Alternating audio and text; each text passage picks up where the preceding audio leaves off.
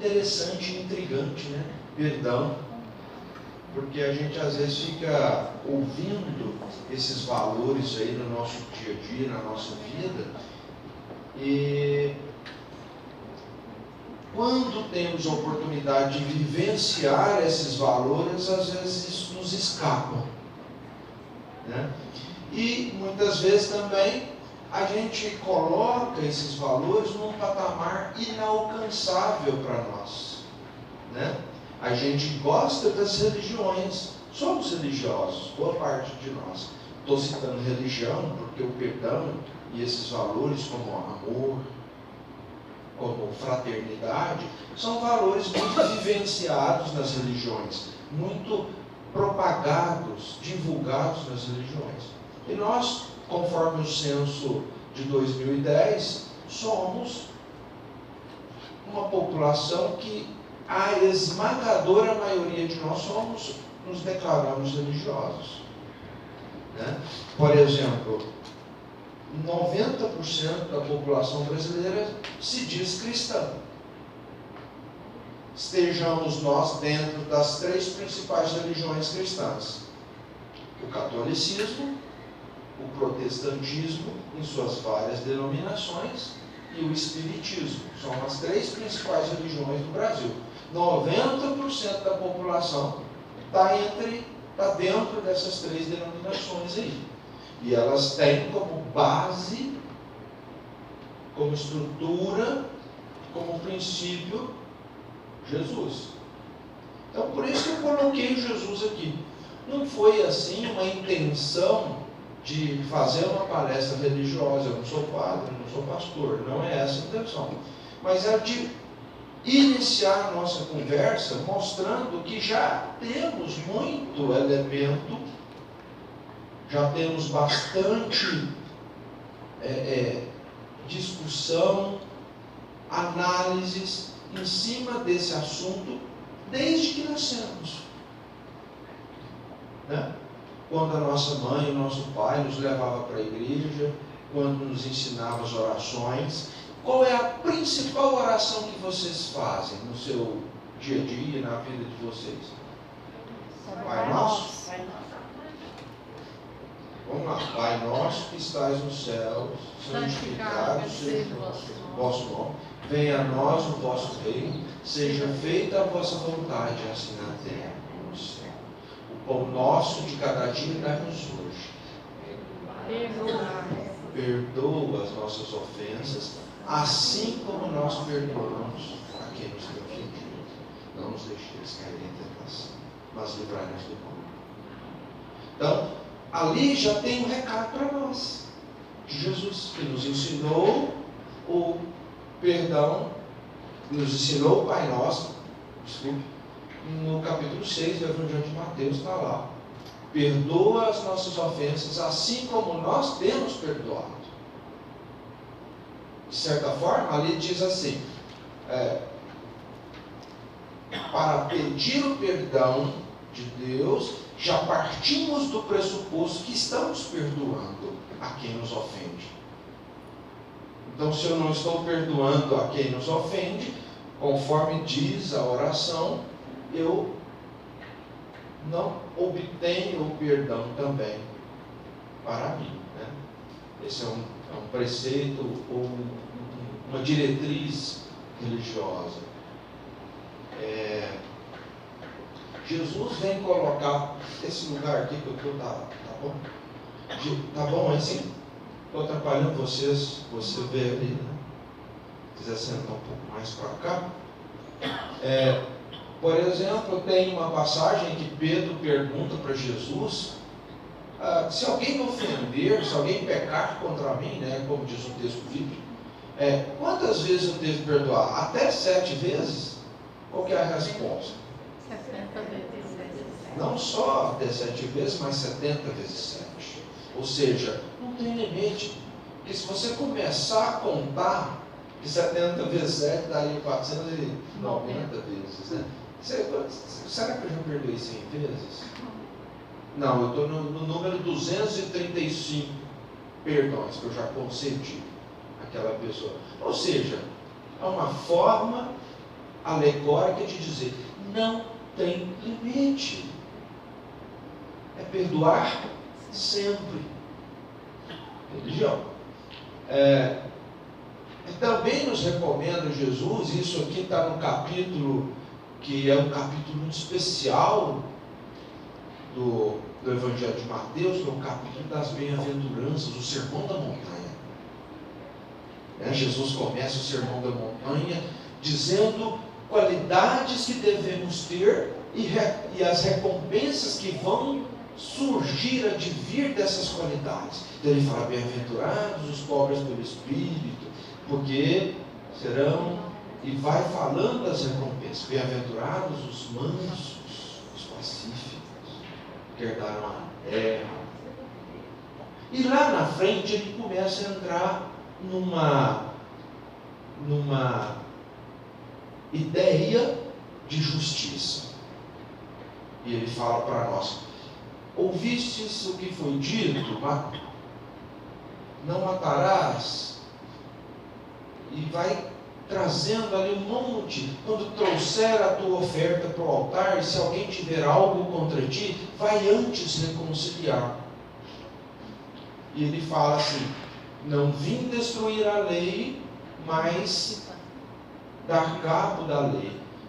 Porém, se a tua lei não ultrapassar a dos escribas e fariseus, o mundo não passará. É mais ou menos assim, né, gente? Tem que ir lá ler para ver como é que é. E o que era a lei dos escribas e dos fariseus que Jesus cita? Olho por olho, dente por dente. Então Jesus coloca para a gente que aquele modelo de justiça que nos parece talvez racional, se alguém me der um tapa, eu vou lá do outro. Toma lá da cá. Não é natural isso. Parece natural, não parece? Ele nos coloca que isso não é. Que não é bom. Que a forma de devolver em outra moeda, a forma de devolver a ofensa é de uma outra jeito, de outra maneira, com uma outra face. Se alguém lhe bater numa face, ofereça a outra. Então isso é extremamente trabalhado nos contextos religiosos, principalmente esse que nós, enquanto católicos, protestantes, professamos, né? Perdoar indefinidamente, de forma ilimitada, a quem quer que seja, a ponto até de nos recomendar amar os inimigos, que está logo ali depois das mudanças da lei que Jesus traz, né?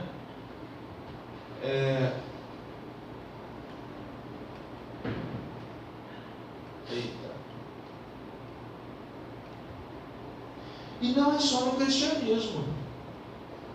Se a gente for olhar as religiões orientais, por exemplo, se a gente for analisar líderes que são ícones de paz, que nós admiramos, todos eles viveram e exemplificaram o perdão.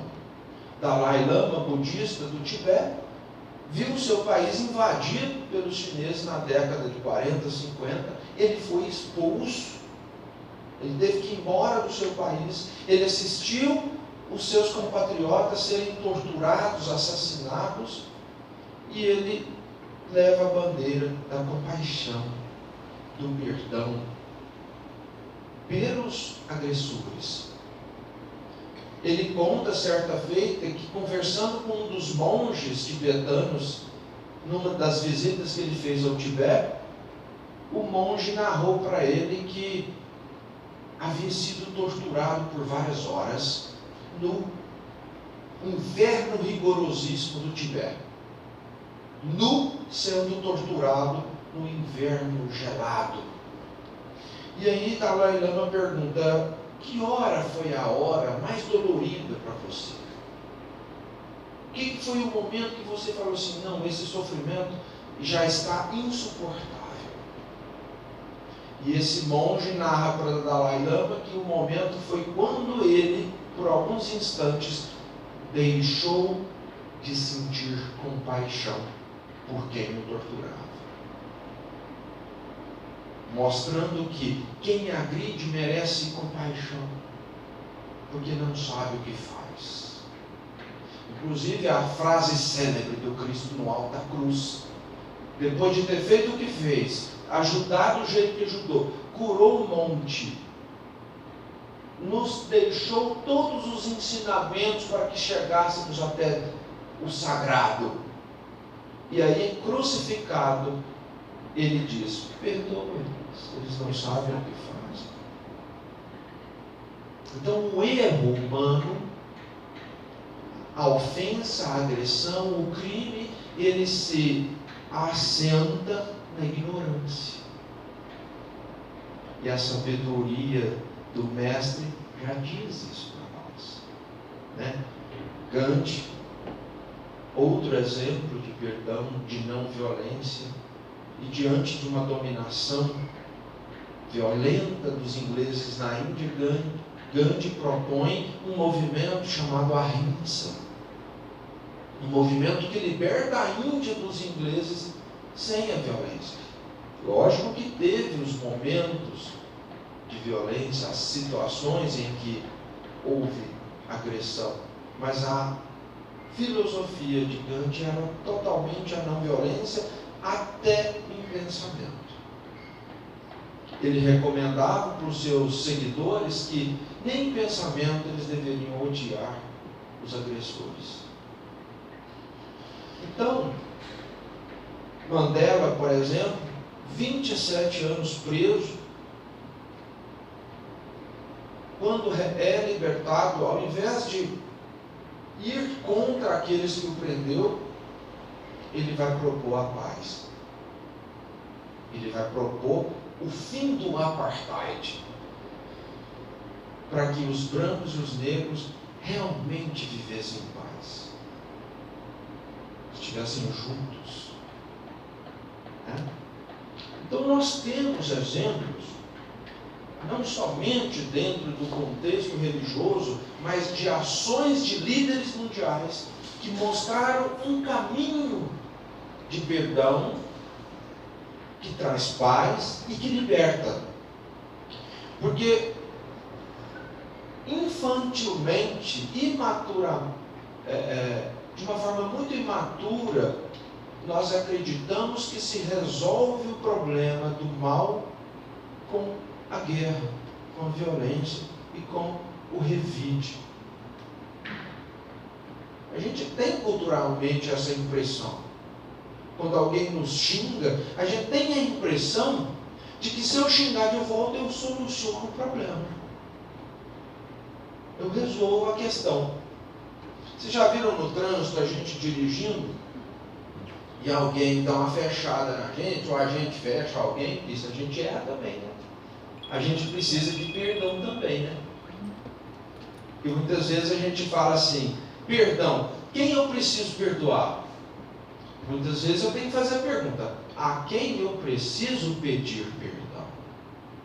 A quem eu magoei, ofendi, maltratei, negligenciei? A quem fiz mal? Então o cara te fecha e você, uma hora, levanta a mão e faz um sinal de saudação para essa pessoa no trânsito, né? Um sinal gentil. E aí, de repente, a pessoa vira para você e fala: me perdoa, eu não te vi. Eu não te vi. Por favor. Qual a sua atitude diante disso? Tá bom, ok. Extensão, né, amigo? Quase batemos aqui. Resolveu a situação. Ele segue, você segue. Agora vamos supor que essa pessoa para o carro, desce o carro aqui, vai você. Para esse paraíso que você está me mandando ir. E ali, um fala, o outro retruca e começa um bate-boca. Qual que é a experiência que a gente tem dessas situações? Até às vezes morte. Não resolveu a situação. Então não perdoar, não ser indulgente, não compreender o erro alheio, é até mesmo um pouco de burrice. Porque não soluciona nada, não resolve nada. é uma maneira extremamente ineficaz. Todos os países que optaram pela guerra para solucionar os seus problemas, os seus entraves, saíram os dois lados perdendo. Quando a gente vai analisar, por exemplo, a situação que veio do grande cataclismo humano, do coração humano, que foi a Segunda Guerra Mundial, com 50 milhões de pessoas assassinadas, qual país que foi vitorioso? Qual país que se deu bem? Nenhum. Todos os lados saíram massacrados, arrasados, perderam muitas pessoas, gastaram rios e rios e rios de dinheiro para construir armas, para dar o que deu. Então, quando a gente fala de perdão também, a gente fala um pouco de algo que é óbvio, que deve ser e pautar as nossas relações com o outro. Eu vejo muito o conteúdo, não só das religiões, mas o conteúdo da ciência que nos mostra um caminho de bem-estar, de vida, que tenha paz, que tenha satisfação. Todos esses caminhos, eles são pautados no bom convívio.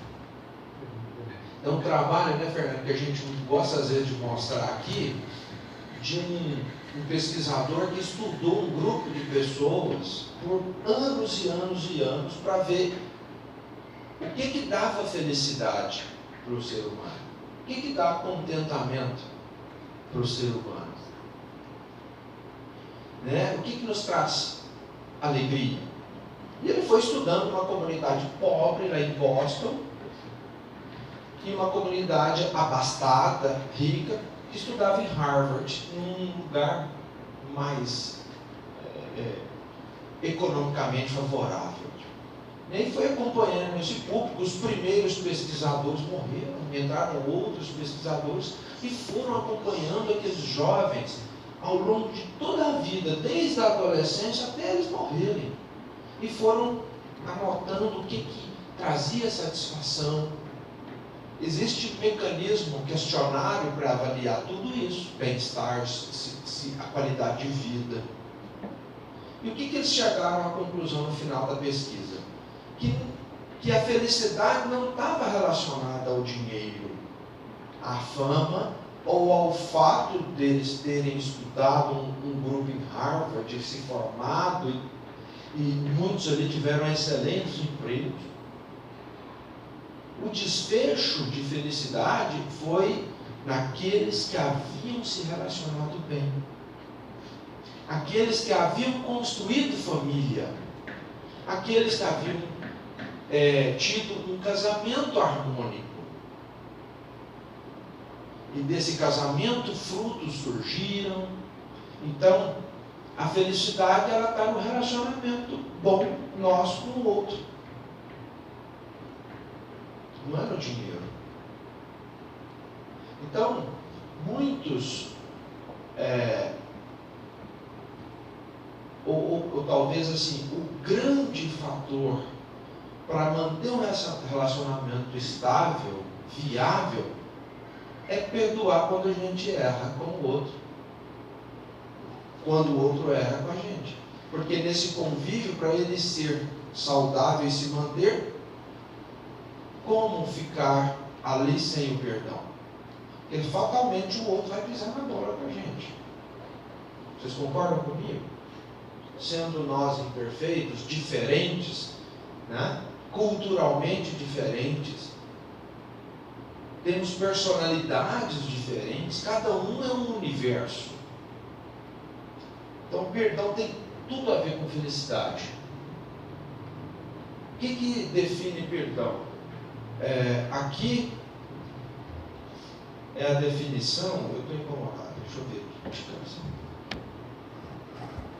Agora não te atrapalho, né? Não, mas Tá bem. Então, o que define perdão conforme a ciência? Eu nem estou pegando a religião. Então, esse aqui é do texto da Associação Americana de Psicologia.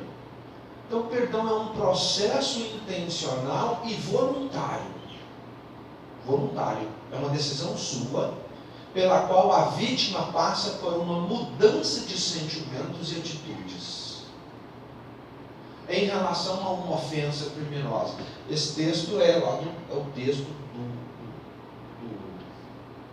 desse artigo aqui, né, sobre o perdão da Sociedade Americana de Psicologia. Então, o que define o perdão é mudança de sentimento diante da ofensa. Não é dizer assim, eu te desculpo. O sentimento tem que ser transformado, que deixa de lado as emoções negativas, como a vingança, como uma capacidade aumentada de desejar bem ao agressor. Achei muito interessante essa definição, porque ela tira o perdão um pouquinho daquela forma simplificada de desculpar. Aquela forma que acontece, por exemplo, quando alguém pisa no nosso pé na fila. Aí a pessoa fala, desculpa.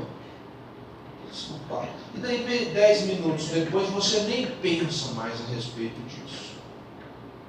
Mas o perdão ele vai estar ali ligado a situações mais pesadas, né? Um abandono, uma traição. Alguém que convive com você, que estabelece relação de intimidade, relação de proximidade, alguém que você confia e trai a sua confiança.